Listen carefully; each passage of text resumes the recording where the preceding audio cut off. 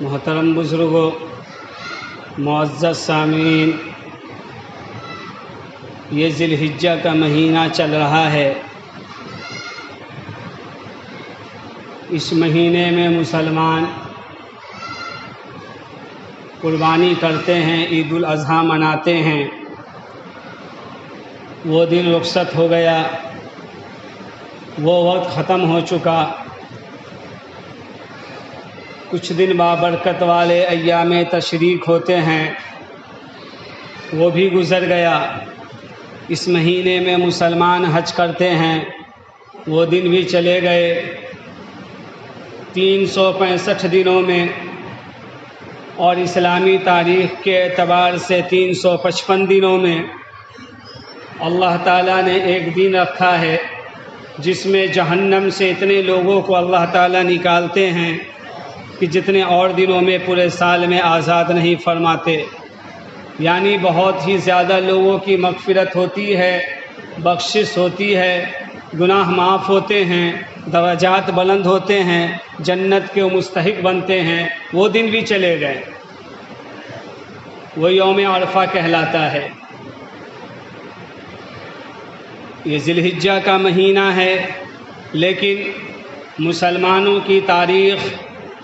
اور اسلاف کی قربانیاں، صحابہ کرام کی جانثاریاں،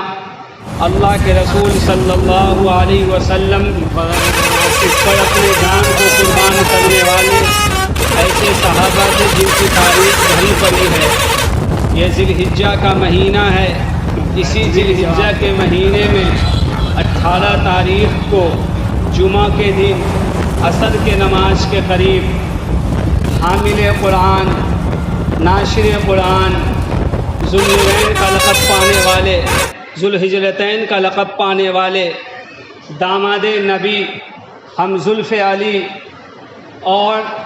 جب مدینہ آئے تو مسجد نبوی کے چوڑائی اور چکلائی، مسجد نبوی کی وسیع و عریض میں مسجد نبوی کو بڑھانے کے لیے، اسی طریقے سے جب مہاجرین مکہ سے مدینہ کی طرف آئے تو پانی راس نہیں آیا اور مسلمان بیمار ہو رہے تھے، پانی اچھا نہیں معلوم ہو رہا تھا، تو ایک کنواں تھا بیر روما، اسے خرید کر 35,000 درہم میں، اس وقت جو آج کے وقت کروڑوں روپے بنتے ہیں، دیناروں سے بھی مہنگے ہوتے ہیں، فرمایا وہ خرید کر مسلمانوں کے لیے وقف کرنے والے حضرت عثمان رضی اللہ تعالی عنہ، عثمان ابن عفان رضی اللہ تعالی عنہ ہیں، جن کی شہادت ہوتی ہے 18 تاریخ کو۔ کیوں نہیں اس کے واقعات بیان کیا جائے، ان کی قربانیوں کو بیان کیا جائے، اور کیوں نہیں کرنی چاہیے کہ مسلمانوں کے اوپر ان کے اتنے احسانات ہیں کہ ان کے احسانات کو مسلمان آج کا چکانا چاہے تو نہیں چکا سکتا۔ اللہ کے نبی صلی اللہ علیہ وسلم کے پھوپھی زاد بھائی ہیں حضرت ابو بکر صدیق رضی اللہ تعالی عنہ، جب تبلیغ کرنے جاتے ہیں تو حضرت عثمان مل جاتے ہیں، حضرت عثمان کو دعوت دیتے ہیں، حضرت عثمان اسلام میں داخل ہو جاتے ہیں۔ جس وقت حضرت عثمان رضی اللہ تعالی عنہ ایمان لاتے ہیں، وہ چوتھے شخص ہوتے ہیں ایمان لانے والے، صرف چوتھے شخص ہوتے ہیں۔ حضرت عثمان رضی اللہ تعالی عنہ وہ ہیں جن کے بارے میں آتا ہے کہ مسلمان ہونے کی جو خصوصیات ہوتے ہیں، اسلام میں جو خصوصیات بیان کی گئی ہے، مسلمان کے اندر وہ چیزیں ہونی چاہیے، وہ ساری چیزوں سے متصف وہ پہلے ہی تھے، اسلام لانے سے پہلے ہی۔ حضرت عثمان رضی اللہ تعالیٰ عنہ کے بارے میں آتا ہے کہ اسلام لانے سے پہلے بھی انہوں نے زنا نہیں کیا، انہوں نے شراب نہیں پی، انہوں نے چوری نہیں کی، انہوں نے کسی کا مال نہیں ناحق غصب کیا۔ حضرت عثمان رضی اللہ تعالی عنہ کے اندر وہ ساری صفاتیں تھیں جو ایک مسلمان میں ہونی چاہیے، اس لیے ان کے دل جلدی اسلام کی طرف مائل ہو گئے، اور اس کے بعد حضرت عثمان رضی اللہ تعالی عنہ اسلام قبول کر لیتے ہیں۔ حضرت عثمان رضی اللہ تعالیٰ عنہ عام الفیل کے 6 سال بعد پیدا ہوتے ہیں۔ ایسے ایسے لقب ان کو اللہ کے نبی صلی اللہ علیہ وسلم نے دیا کہ رہتی دنیا تک حضرت آدم علیہ نبینا علیہ السلام سے لے کر قیامت کے آخری گھڑی میں بھی اگر کوئی انسان پیدا ہوگا تو ان کے اندر جو متصف جو صفتیں پیدا ہو گئی ہیں وہ کبھی کسی کے اندر نہیں آ سکتا۔ ان کو ایسے لقبوں سے نوازا گیا، انہیں ذو النورین کا لقب دیا گیا، انہیں ذو الحجرتین کا لقب دیا گیا۔ اللہ کے نبی صلی اللہ علیہ وسلم جب درہم و دینار صدقہ کیا کرتے تھے تو اچھالتے تھے اور کہتے تھے کہ حضرت عثمان رضی اللہ تعالیٰ عنہ آج مجھے اتنا خوش کر دیے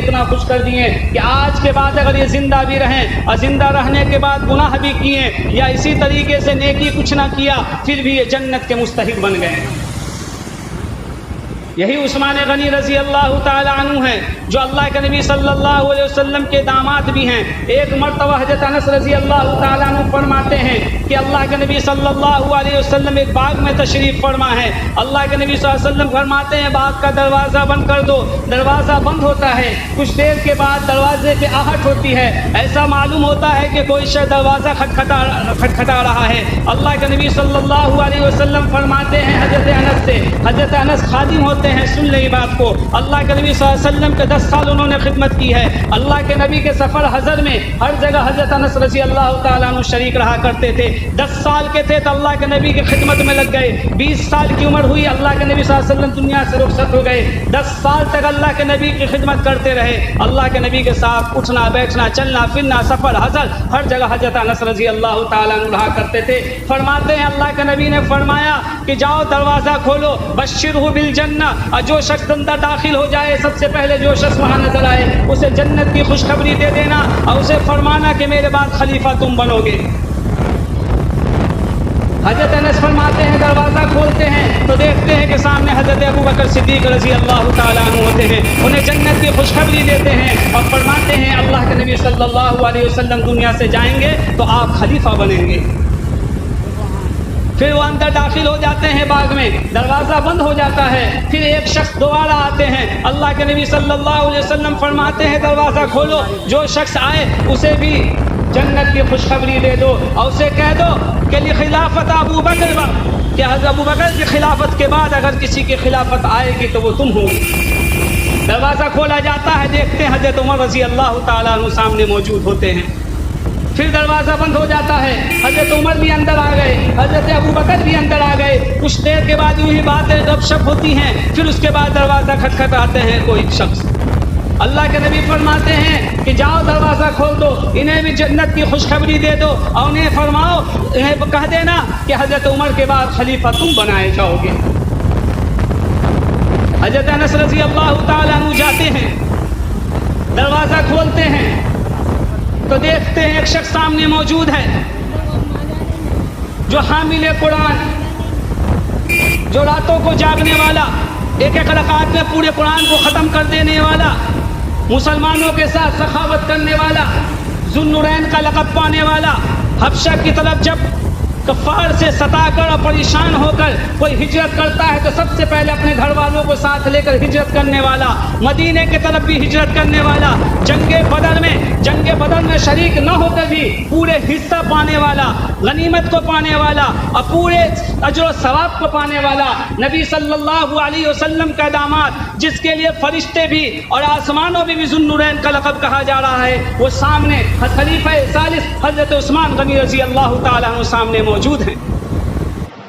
انہیں خوشخبری دی جاتی ہے جنت کی اور کہا جاتا ہے حضرت عثمان کے بعد خلیفہ آپ بنیں گے، لیکن اللہ کے نبی صلی اللہ علیہ وسلم نے فرمایا کہ تمہارا زمانہ فتنوں سے گھرا ہوا ہوگا، فتنوں سے گھرا ہوا تمہارا زمانہ ہوگا، اس فتنے میں بھی تم حق پر ہوگے۔ یہ اس بات کی علامت ہے کہ اللہ کے نبی صلی اللہ علیہ وسلم نے اپنے زمانے میں بھی ایک ترتیب بنا دی تھی کہ میرے بعد اگر کوئی خلیفہ بنے گا تو فلاں، اور ان کے بعد خلیفہ بنیں گے تو فلاں، ان کے بعد خلیفہ بنیں گے تو فلاں بنیں گے۔ اللہ کے نبی صلی اللہ علیہ وسلم حضرت عثمان رضی اللہ تعالیٰ عنہ کے بارے میں آتا ہے غار حرا میں موجود ہیں، آپ کے ساتھ حضرت ابو بکر بھی ہیں اور حضرت عثمان بھی ہیں۔ غار حرا ہلنے لگتی ہے، اللہ کے نبی صلی اللہ علیہ وسلم فرماتے ہیں فما علیک، تجھے کیا ہو گیا؟ تجھے معلوم نہیں کہ اللہ نبی اور صدیق و شہید کہ تیرے اوپر ایک نبی ہے، ایک صدیق ہے، ایک شہید ہے، وہ غار ہیرا ٹھہر جاتا ہے۔ ایک روایت میں آتا ہے کہ احد پہاڑ پر کھڑے ہوتے ہیں، اللہ کے نبی صلی اللہ علیہ وسلم ہوتے ہیں، حضرت ابو بکر ہوتے ہیں، عمر و عثمان ہوتے ہیں، اسی طریقے سے پہاڑ ہلنے لگتی ہے، اللہ کے نبی فرماتے ہیں اسکن، ٹھہر جا، کیوں ہل رہی ہے تو؟ تجھے معلوم نہیں کہ تیرے اوپر ایک نبی کھڑا ہے، تیرے اوپر ایک صدیق کھڑا ہے، تیرے اوپر 2 شہید کھڑے ہیں۔ یہ اس بات کے اشارے ہیں کہ حضرت عثمان رضی اللہ تعالیٰ عنہ کو اللہ کے نبی صلی اللہ علیہ وسلم نے پہلے ہی اشارہ دے دیا کہ تمہیں شہید کر دیا جائے گا، تمہیں شہید کر دیا جائے گا، تمہیں قتل کر دیا جائے گا۔ اور وہ لوگ قتل کرنے والے کوئی کافر نہیں ہوں گے، تمہارے اپنے میں سے ہوں گے جو تمہارے پہ دشمنی پہ تلائیں گے، صرف اس وجہ سے کہ اس کا آدمی خلیفہ بن جائے، اس کا آدمی بن جائے، اس جگہ کا مسند کا مالک بن جائے، وہ اپنی حکومت کرے، تم نہیں رہو اس جگہ پر۔ لیکن اللہ کے نبی صلی اللہ علیہ وسلم نے فرمایا کہ اس فتنے میں بھی تم کو ثابت قدم رہنا ہے۔ فلا تخلع، تمہیں کپڑے جو پہنائے جائیں گے، تمہیں جو مسندیں دی جائیں گی، تمہیں جو خلافت کا مالک بنایا جائے گا، جب تمہارے کپڑے کو اتارنے کی کوشش کی جائے، تمہیں مسند سے اٹھا کے پھینکنے کی کوشش کی جائے، تو تم اپنے کپڑے کو نہ اتارنا، تم شہید ہو جانا، لیکن پھر بھی مسند کو نہ چھوڑنا۔ حضرت عثمان رضی اللہ تعالیٰ عنہ کے لیے سازشیں کی گئی، بلوائیوں نے حملہ کیا۔